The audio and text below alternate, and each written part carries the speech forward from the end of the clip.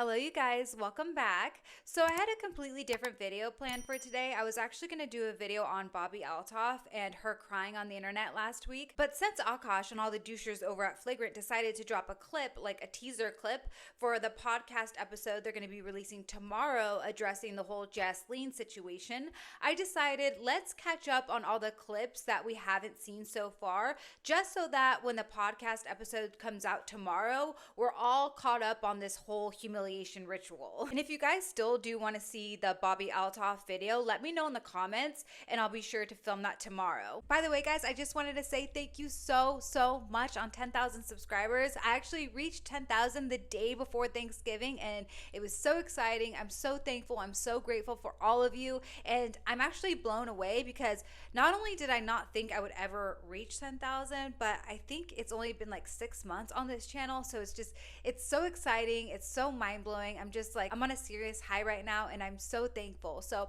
if you're not already subscribed, please subscribe to the channel. It helps me out a lot, and like this video. Okay, so let's start off with her podcast because she released a new episode on her main character podcast channel, and they were still in Dubai when this episode was released. I think they're probably back now because I'm assuming they already filmed the Flagrant episode since it's going to be out tomorrow, I think. But when this podcast was released, they were still in Dubai because she was filming TikToks, shopping around in Dubai. And I mentioned that because she's not going to be addressing this whole thing. This was pre-recorded, I believe, before she went on her vacation, but nonetheless. Where the fuck has chivalry gone? Yeah, Where has chivalry gone? Like, I would like to know what her definition of chivalry is. Is it like a gentleman who opens your car door, who pulls out your chair, or is it a man who takes you to Louis Vuitton and Miu Miu every week? like, why do these men who make $60,000 a year talking about gold diggers? You don't have any gold to dig.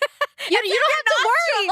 You don't even have to worry about it. It's like, bro, we're not even talking about you because the guys that are actually in the 1% tax bracket, they want to do like the things that my husband and Nav are doing. They want to take care of women. They don't want us to be stressed. They want to be in our they want us to be in our divine feminine energy. I saw God, divine feminine energy, guys. This is like one of those stupid ass buzzwords like entanglements, my inner child. This kind of speak is a feminist's wet dream. They love this shit. this amazing TikTok. I wish I could remember who posted it because he DM'd me, but whatever. It said that investing in your wife is the biggest ROI that you'll ever have. Investing in your wife is not a financial burden because in Eastern physics, this is both in Chinese and like Indian physics and spirituality, like according to Hinduism and everything else. Investing in your wife is like investing in Lakshmi. And that's like what my mother-in-law always says, because when you treat your wife like a princess or a queen, you spoil her. I hope she realizes, and I don't think she does, that there are other ways you can invest in people, invest in your wife, other than taking them to Miu Miu and buying them bags. You can invest in people by giving them your time, helping them out with their careers so that they grow, so that they succeed in life, that are more valuable than all this materialistic bullshit that she loves to talk about. You give her stuff. You just let her be able to relax. She gets into this divine feminine energy, this divine feminine aura. In return, she starts taking care of you in a much better way. You're not doing that though. He's investing in you by buying you every bag, every pair of shoes, getting you Botox and filler and all this other bullshit. So he's definitely investing in you. But what is he getting in return? Nothing. So what's the ROI? There's none. She's so emotionally supportive of you because women are so strong in their EQ and how they can take care of men and like really comfort them on this like this level that they, really haven't gotten since they were with their moms, and not mothering them, but just like giving them that emotional support. And that energy gets rewarded in the universe. It starts coming back to you. And I can say I'm like a case in point example. Like even before my husband really started making money, he always would find little ways to spoil me, even if it didn't cost that much in the beginning. And now like we've gone from like him buying me like AirPods or like Nike shoes to now like spending so much money at Miu Miu or Cartier or whatever. And I'm not saying that to be braggy. I'm saying that I've seen this principle like really, really work. And I truly believe that like a man that takes care of his wife is like blessed by the universe. Because he's a real man that is a real provider that like I keep bringing up spirituality into this, but I feel like that's what God-fearing men do, like true alphas. And so like when I was training my dog, this is no joke. I read this dog training book and it says in the book like the true alpha of the pack is not the dog that barks all the time, is super defensive, insecure. Like those are the red pill guys. The true alpha of the pack is the calm one, The quiet. the like leads with dignity and this like stature and this grace. And let's face it, men are like dogs, like, so it's You hear that, guys? Men are like dogs. like Yeah. the analogy fits. If the shoe fits. It's if the shoe fits, wear it. So Pavlov, thank you. Pavlov. No, so I was gonna say the same thing about Akash. Like, I think the happy wife, happy life is more just like women are so in tune with their emotions. We go through like week over week fluctuation. So one, we can't always be on it every week, like how men can. And number two, Actually, I don't know what the you're talking about, but every single other woman has to be on it week after week. People have jobs, even stay-at-home moms, stay-at-home wives have lunches to pack, have houses to clean, have laundry to do. You are one of the only women sitting at home going shopping all day, and literally probably one of the only women I've ever heard of that is sitting at home shopping all day while simultaneously humiliating her husband. So actually, yeah, the majority of women do have to be on it week after week because people work. People have shit to do. They're not sitting on the couch making TikToks, embarrassing their husbands while shopping online all day. and number two, it's like we give them like this kind of comfort and emotional support and stability that they wouldn't be able to get otherwise. You know what I mean? It's like how they say, like, behind every great man, what do they say? Behind every great man is a successful woman. No, behind every successful man. Behind every simp is a dumb bitch trying to humiliate him and ruin his life and career. That's how the saying goes. Is a woman. Wait, what is it? What's the saying? Is a great woman. Oh. That was anticlimactic. Is it successful? No, I think, okay. Anyways, we should talk about, too, what we're most thankful for. But I feel like Akash, like, and you said this last week, has really healed my inner child. And, like, that really resonated with me because I feel like so much like that, too. And, like, when I... Another buzzword, inner child. Okay, on the topic of dogs, can we talk about your new puppy you're getting? Yay! Because I feel like you haven't shared the story. No, okay. So I'm getting a new puppy and I'm so excited. I'm a little bit like overwhelmed because I'm like, oh my God, like, not that I hope I'm making the right decision, but like, I hope this doesn't like Take away from my shopping. fuck up my whole life because it's a lot. Having a puppy is a lot. And I'm a very committed dog mom. And Except when Akash comes home from a Right. very rough weekend, did like 3-4 shows, and she goes, "Can you walk happy?" Because I'm tired. honestly, yes, retweet. But also, Akash hasn't been doing shit for Happy this week because he's been sick. Oh, so wait, also whatever, men I'll being fucking deal. sick. Men being sick, horrible. I hate men Why being do I sick. have to take It's the care worst of genre of man. There's You are literally the worst genre of woman, period. so, Neho, like, I swear to God, the way this guy has been sleeping in his cocoon, like he's been hibernating, it's like you think he fucking came down with like fucking TB or something. Like, girls, like, this is a true story. Dude, the guy literally can't even heal and rest in peace without her getting on her f***ing podcast making fun of him. Like, what? Oh my God, dude. With the amount of shit he buys you and everything he does for you, you can't even take care of him or at the very least not talk shit and embarrass the guy? Jesus Christ. Guys far. feel like sissies truly when they're sick. Like, it's a little cold. It's like, Yeah. oh, can you please get me a blanket and soup? And of course I do that. I love my mans. But I do it, but I'm like, here, man up. man up. Yeah, get your fucking shit together. We got to go to Mew Mew on Sunday. Yeah, we have plans. Sundays are for Mew Mew. For the house of Mew Mew, the house of God. The House of Cards. God forbid the guy gets sick and she has to stay home and take care of him and feed him soup, not even soup that she made, but buy him soup one weekend out of the whole f***ing year instead of going to Mew Mew. And like how they say, like, to be cringe is to be free. Like, okay, if you think I'm cringe, okay, to these red pill guys or these brown girl haters that think I'm cringe, I'm free though. I'm being This is, oh my God, this is like what all these selfish ass, self-centered, narcissistic, feminist whack jobs care about. Like, oh, at least I'm free. I'm free though. Who cares that I'm humiliating my husband? Who cares that I put a massive dent in his career? Who cares that he's the laughing stock of the internet now? I'm free. At least I'm free though. This is all like these types of women. That's all they care about is this fake ass, narcissistic, feminist buzzword nonsense. Like, oh, my divine feminine, I'm so free, I'm in my divine feminine. It's all nonsense. It's all ridiculous nonsense to justify them being completely selfish and self-centered. That's all it is. I'm being myself, and I have 160,000 followers now.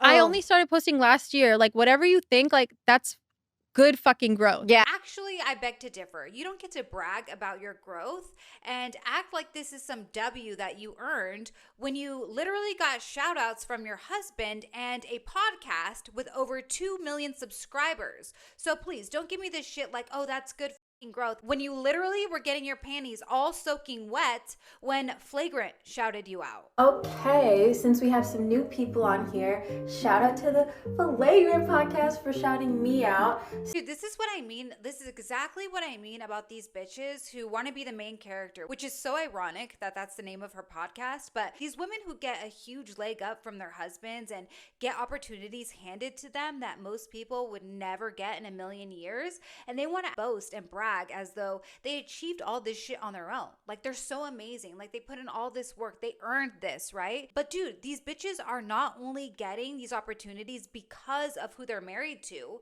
but they're also extremely ungrateful. They're complete, snooty, stuck up, self-centered bitches, and they want to sit there and act like, you know, they made this all happen on their own.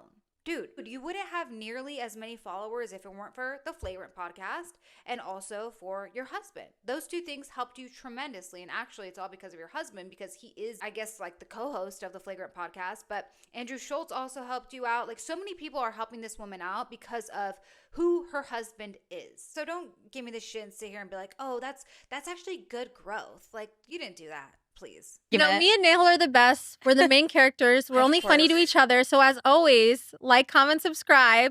And also, I'm trying to, you know what? I'm going to start galvanizing our fans. Fans, if you see people coming at us, fucking dude, this is how trash this woman is. I always tell people who watch my videos, and I even have it written in the disclaimer as well, never go after and go to the people's pages that we talk about. Never try to go find them. Never stick up for me or defend me in the comment section. Just let the trolls be trolls. Let people who want to talk shit to me, let them talk shit and just leave them alone. But she is literally galvanizing her fans to go after people and attack them just to defend her. That is such trash behavior. And if that is your mentality, you are not cut out to be an influencer. Having a following and an audience comes with a sense of, it comes with responsibility, right? And if you don't have the strength to take a shred of accountability and maybe come out and say like, oh, I thought I was being funny and I feel bad for humiliating my husband. You don't even have to apologize if you don't want to, but at least for your husband's sake, you could at least come out and say, you know, that you thought you were being funny.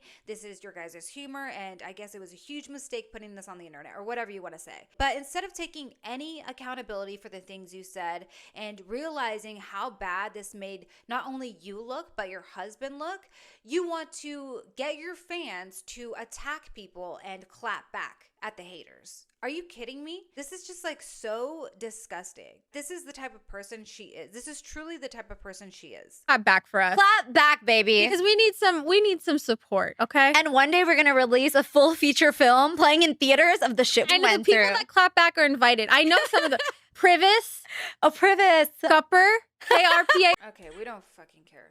But like, seriously, who rallies their audience to go after people? You're the one who wanted to be an influencer. You're the one who made all of these videos. She talks so much about how she doesn't care and these are all red pill guys and she doesn't give a fuck about what people think. Well, clearly you do. It's crazy. It's crazy. Okay, so in my last video, we reacted to Jessie on Fire reading that comment from the person who went to Akash's show, and they were talking about how Akash was treating it like his therapy session and it was really embarrassing and uncomfortable and pathetic. Well, now we have an audio recording of his show where he's talking about this whole situation with his wife. Talking about, again, I don't think these narratives, people calling your wife a gold digger and a whore and all these other things, it's a shitty thing. So I'm going to tell one story that I have never even told her. Honestly, she has no idea of this. One story that I've never even told her. I listened to this clip earlier and it's about her. How have you never told her when this story literally involves her? This story. My wife and I met in 2014. I was not making much money. I was getting $25 a night doing stand-up. I was on MTV shows that paid dog shit money. If she was a gold digger, I didn't even have 10 to get the bitch, to be honest. But then in 2018, I went flat fucking broke. 34 years old, I probably made $4,000 that entire year. And we couldn't even afford the living room we lived in New York City. We had to move out of that apartment and move to New Jersey. And what's even sadder than moving to New Jersey is I had to save up money to move to New Jersey. Oh God, this is so lame. He's trying to prove a point here that, he was so broke, so she couldn't possibly have been after him for his money. But first of all, she could tell that this wasn't just like a hobby. You were already on MTV. You were already getting your name out there. So she knew that this was going to go somewhere. She knew that you were going to make it one day. And him saying, I was so broke, I had to save up to move to New Jersey. What's wrong with saving up to move to New Jersey? That is what normal people do. Normal people don't just wake up the next day and decide to move and have the money to move. We are literally, legitimately right now saving money to move to New Jersey. Right now, we are currently saving money so that we can move to New Jersey. I was so broke. She didn't want me for my money. I had to save to move to New Jersey. That's what normal people do. That's not that broke. That's just called being normal. So we had to stay on her friend's couch for almost a month. We were basically homeless for a month. So I could save money to move to New Jersey. And I remember the night before we went to the couch, we had to stay in our apartment illegally. We were supposed to have been out by like 12 p.m. We moved everything out, but we didn't have a place to stay, so we had to stay there that night. It was just me and her sleeping on a hardwood floor. I'm 34 years old. She's 25 years old. I'm looking at this girl like, man, you could go be with an Indian who's a doctor, like a real Indian. You're a beautiful girl. You have so much ahead of you. Me, I don't know what my life is going to be. I'm 34. I'm fucking broke. This dream might not ever happen, but I'm too fucking moronic to quit. And I have nothing to give her. It's just a light jacket. It's like October. We have nothing. So I hand her the jacket, and then she said, what's this for? I said, you can use that as a pillow. And then she goes, well, what are you going to use? And I said, I'll figure it out. She handed me back the jacket. She goes, you take this. What the fuck? Why is he acting like this is the Titanic and they're both sharing a piece of wood? And she's like, Jack, come back, Jack. Jack, there's a boat. Come back, come back, come back. What the fuck are you talking about? Why is he portraying this like they're both in the middle of the freezing ocean sharing a little icicle to stand on? Oh, she's such an angel because she handed me back the jacket. What the fuck? This isn't Titanic. Relax. And she laid with her head on my chest and her arm around me the entire night. And I remember thinking in that moment, this is why I haven't shared this with her, because I remember thinking, I don't know if I'm going to be able to marry this girl because I'm so broken. I'm in such a bad place and it's a dark fucking time in my life. But I know I will never find a girl that loves me this much ever again. And I will never find a girl who rides for me this hard ever again.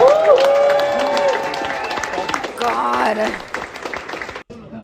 Jesus Christ, guys. Never be this pathetic. Never, ever be this pathetic. Now, listen, I completely understand wanting to defend or like feeling that you need to defend your wife in situations like this where the whole internet's coming after her and making her look like a basically. But there's a difference between defending your wife and completely misrepresenting what actually happened. Pretending like the stuff she's put on the internet doesn't exist. Because she talked about this whole situation and, them breaking up because she had financial anxiety over him being broke. And that's still on her TikTok. So let's take a look at what she had to say about the beginning times of the relationship. Story time of why me and my husband broke up before we got married and why it ended up being the best decision we ever made. For those of you who are new here, hi, my name is Jasleen. I'm a stay-at-home wife, but I don't cook or clean because I don't feel like it. And my husband is a full-time stand-up comedian and he buys me lots of nice things. We know. I'm sharing this because I share a lot of content with my husband and I think sometimes it, is escapist and kind of gives you guys like this idea that we're in a fairy tale, which is so sweet, but it definitely wasn't always like this. And I want to normalize like true fights. I want to normalize humiliating our husbands and issues that couples definitely go through. I met my husband in 2015. I was 22, he was 31. I was very young in life experience and he was like very young in relationship experience. We fell in love like super quick. Wait. She was very young in life experience and he was very young in relationship experience. Weren't they both virgins? So wouldn't you also be very young in relationship experience unless you weren't very young in relationship experience. What is she trying to say here? We're very enamored with each other, and everything just like moved really fast. For the first 2 years, we would get in these big blow up fights, but because we were so like enamored with each other, like we wouldn't last long. We'd just be like, okay, let's make up and have makeup sex and like whatever. Like 2 or 3 years later, like around 2017 or 2018, the problem started to worsen because like the honeymoon stage had kind of ended, and fundamental like conflict started coming out where my husband would just like hold everything in, and then he would start like screaming at me, and then I would get really triggered because we both grew up in trauma households. So for me, like screaming was just like very triggering to me. If I would have a criticism, he would be like, oh, I'm never good enough for you. It would be like, how are you getting this from what I'm saying? And it would just turn into these like really, really toxic blow up fights that we didn't know like how to handle. So then we decided to do couples therapy, which was kind of weird because we were like pretty young and pretty like new into our relationship. Couples therapy at the beginning of their relationship. Already in couples therapy. We couldn't afford like an out-of-network therapist, so we found a therapist at the White Institute, which if you are in New York City, I do definitely recommend them for like a cost-effective therapist. Like they can help find you someone. She was so amazing, and it was like kind of like the like light turned on for both of us. It would be like, Akash, like when Jasleen says this is what she's trying to say to you, and Jasleen, when Akash comes back with this, he's actually saying this. And it just like really like opened our eyes to how many of our fights were miscommunication. He was getting a lot of work from MTV. Like his first show was Wildin' Out, and then he did Guy Code, and he was just like on a bunch of MTV shows, and he was able to like reach a 6-figure salary, which at the time was really huge for us. He reached a 6-figure salary. But then in 2018, like all of the opportunities started to dry up. He was kind of aging out of the MTV bracket, and he wasn't really getting any attention from the industry. So he was pretty much losing all his income, and at the same time, I was working a really toxic job with like a toxic manager and like working till 2 in the morning, and it just caused a lot of stress on our relationship. I really, wanted to get married and like wanted to move forward, and he was like, I don't even know who I am as a man if I'm not even able to achieve something I poured 15 years into, and like I don't even know how I'm going to provide for you or our future as a family. And everything came to a head when my mother-in-law came to visit us, and I was being very distant because of everything we were going through. Akash was very stressed, and I think she kind of internalized it like that I was being bitchy towards her or passive aggressive towards her. She internalized it that I was being bitchy towards her and passive, because you were. Because you probably were. You were probably being a complete bitch to her because your man's wasn't making any money, and you wanted to be this spoiled ass stay-at-home wife like you are now, and you were being a bitch to his mom, and that's why she internalized it. It's not for no reason. It's because you were being a bitch, because we see how you act on the internet. Huge fight between all of us. Basically, Akash did not defend me, and I was like, okay, I don't know if I can be in a relationship with this person anymore. So she left him. When the money dried up, she left him. So after this, we both took a much needed break, and we just needed time to reflect on our own outside of the relationship. I took a trip to India with my mom. Reflect, aka she needed to go to India to be away from him and explore her options and see if she could find anybody better with more money. For my cousin's wedding, we went to see their Bar Sahib, which is the holiest Sikh temple, and I just wanted to find my identity again and reconnect with my spirituality. And similarly, Akash needed to find his voice within the relationship. Akash needed to find his voice to stand up to his mother and defend her. Not a voice to argue with her. No. But his voice to defend her and argue with his own mom. That voice, but not the voice to be a man and stand up for himself against Jasleen. And find his voice between his mom and me. Exactly. See? I didn't even know that was coming, I swear. But she said, find his voice between his mom and me, or whatever the she just said. She wanted him to find his voice to defend her and back her up and argue with his mom, who is telling her, this woman is no good, probably this woman is trash, get rid of her, kick her to the curb. But he needed to find his voice to stand up to his mom and defend Jasleen. That's the voice he needed to find. Finally, a couple months later, I just had this epiphany. We were still getting in fights, but Akash went on his own trip to India, and my Nana Ji was sick in the hospital. He flew out of his way to go see him in Punjab. I woke up the next day seeing pictures of him, my Masi, and my Nana Ji, and I just she wasn't even I had there? this moment where I was like, okay, I know he's the right one. We're gonna make it through this, and like we can make it through anything, and I'm sure that this is the person I want to be with. 6 months later, we were engaged, and my husband started a podcast with his co-host that started generating income. He was able to, and then I got back with him to like do the thing that he loved the most, which was stand-up comedy. I just feel like God burned our relationship to the ground so that the soil could like start fresh. Rise So from the ashes. Sharing all this is because I know a lot of times when you're looking on social media, it really does seem like a highlight reel and like, oh, they must have always had this perfect life, but it took a lot of like grit and blood, sweat, and tears. Okay, a lot of tears from me. And now me and my mother-in-law have an amazing relationship. My husband is so close with my family. They have an amazing relationship now. No, I don't think it's an amazing relationship. I think she's just learned to shut her mouth to make it easier on everybody. She figured, you know, if I just shut my mouth and bite my tongue, then my son will be happy, she'll be happy, there'll be peace in the family, and I don't have to listen to this bitch's mouth all day yapping and yelling at my son. So, you know, I don't think she likes you. I think she's just learned how to cope, how to deal with your ass. That's what I think. Family, of course, we still fight. We get into huge fights sometimes, but I think just going through everything we've gone through has brought us so much closer. Make sure that when you are choosing a partner, you really choose someone that you know is going to support you through all the bad times, because life is like full of ups and downs. I'm so thankful for where we are now, but it's okay to go through these kinds of ups and downs with your partner. It's normal. Now, I'm always right. It's okay to leave your man when he's at his lowest point. It's okay to leave your man if he doesn't have enough money for you or have enough money to take you shopping. It's okay. You know, nobody should be taking advice from women like this. Nobody. And Akash is always wrong. You know what? You don't give yourself enough credit. You apologize more than most of my friends' wives. One time we did get in this huge fight. What was it, last year? I think it was last year. Before I started Lexapro. And I came in and I got my Go Yard pet carrier, and I was like, check.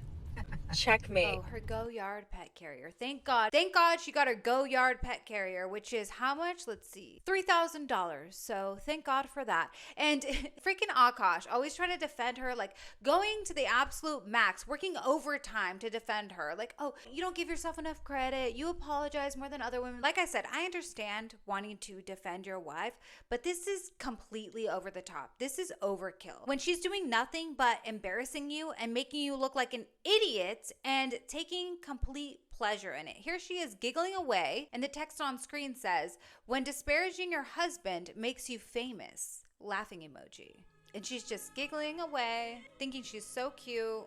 Yeah, so she loves this. Meanwhile, he's sitting there fighting to the death to defend her. She's just loving every second of it. Loving every second of humiliating her man. Okay, so let's just take a look at a couple clips that we missed, just so that tomorrow when Akash finally responds, we will be I think we'll be pretty much caught up. This video is so perfect because it shows you just how much she hates her husband. He can't even cough or sneeze in front of her. This is how irritated she gets. She hates him. Do you know what I get irrationally mad at you about? Is like when you cough.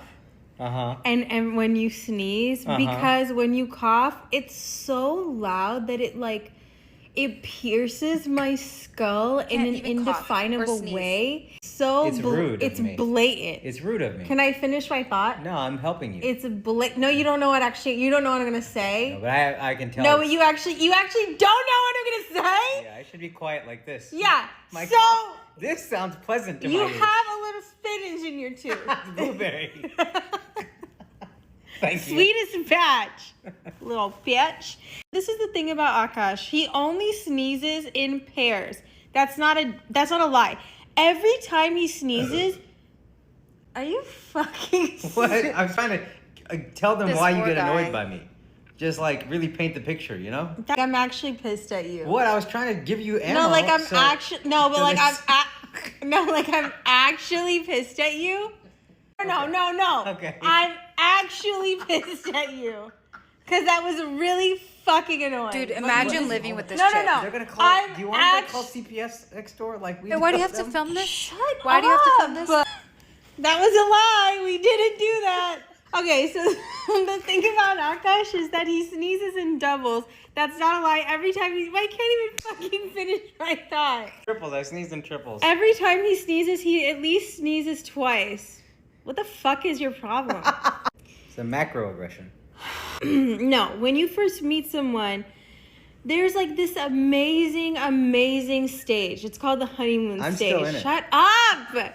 Dude, like, so pathetic. Him being like, oh, I'm so rude. Oh, the honeymoon stage, I'm still in it. Like, this girl hates you, bro. She hates you. And there's no other reason why she would put this online other than to show everyone that, you know, she is in control of this whole relationship and she can't stand him. Why else would you film this? Like this is horrible content. This is so stupid, so ridiculous. And there's no reason why she would film this other than to show, you know, I have this little bitch, this little simp wrapped around my finger, and she's proud of it. You think like there's nothing this person that they could there's nothing this person could do that would annoy me. That's what you think, right? It's 10 years later, you're married, and you're like, they get 6 inches within your radius, and your like antennas go up, and you're like, get the fuck out of my space right now. By the way, they've only been married for like, what, 4 years? They should still be in the honeymoon phase. This is not normal for your wife to hate you this much, this early on in the relationship. 4 years is nothing. That is still like baby relationship, honeymoon phase. She should still be like all in love with him, all over him. But as we can see, even on their wedding day, she turned her head. Didn't even want to kiss him on her wedding day. But she has no problem talking sexually explicit and basically talking like a Jezebel on the internet. Has no problem with that. But she can't stand PDA. She's uncomfortable with PDA, guys. I'm not talking to you right now. Don't stop. Don't press stop. Jesus. Okay, stop. Oh, God. Whenever you try to do something for yourself, men will try to undercut you, especially Men will toxic. I know she's gonna say toxic. I knew it. Another buzzword. Ding ding ding. Anytime you try to do something for yourself, toxic men will try to undercut you. Oh, you mean like getting on the internet every day, making TikToks, embarrassing them, ruining their career, making them the laughing stock of the internet? You mean like that? Toxic brown men. So Especially I'm wearing a crop top in my last video, and I have like guys DMing me what my OnlyFans is. So I don't even want to entertain these fucking losers or like give them any more like time and attention. All I have to say is, ladies, press the follow button.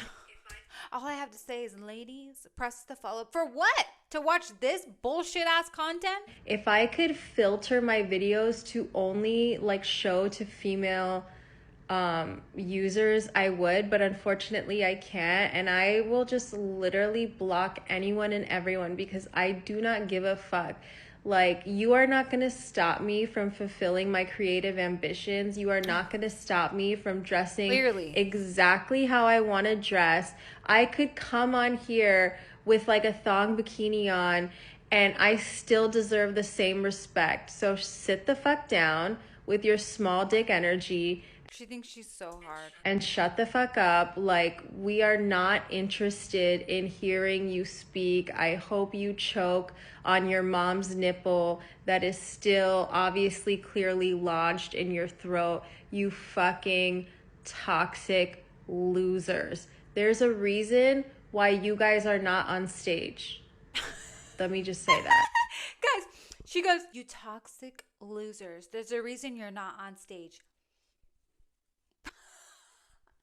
And it's just, I'm sorry, but it's so funny because she's such a condescending, mean ass bitch. There's a reason why you guys are not on stage.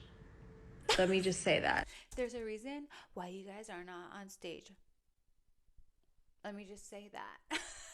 Oh, God. That's what she gets. That's what she gets for being so damn mean and so condescending and so rude. Anyways, guys, we could go on and on. This is the gift that keeps on giving. It's never ending. I still have more clips, but I think let's just leave it there and wait till Akash responds tomorrow. There's going to be a video dropping, and I bet he's going to do one of two things. He's either going to laugh it off and pretend like, he doesn't care, none of this bothers him, and he thinks it's so funny, or he's going to say, that she's just joking and this is her sense of humor and she's funny like that, and he's gonna try to act like she's so funny, like he always does. She's so hilarious, right? So I'm actually really interested to see what his take on all of this is gonna be. You know, he's gonna act like none of this bothers him. He's not gonna admit that this makes him feel like shit, when you know, like, there's no way any man is gonna take all this and see all this on the internet and see the way people are talking about him and his wife and be okay with it. Any man, like, I don't care how, you know, open you are in your relationship or how, whatever the fuck you want to call it, like, there's no way any man would be okay with this, because you look like you look like a pathetic little simp. You seriously do. And I'm not even the type of person at all who calls men simps, because personally I like guys who treat me like a princess. I like guys who treat me well, who do nice things for me, who worship the ground I walk on. I don't accept anything less than that. So calling men simps is not in my vocabulary at all. But if anyone were to be a simp, it's Akash. I mean, it fits him perfectly. There's no other word for whatever the hell this is, like whatever is going on with him, right? Anyways, guys, thank you so much for watching. Please like this video if you liked it, subscribe if you want to subscribe, and I'll see you next time. Take care.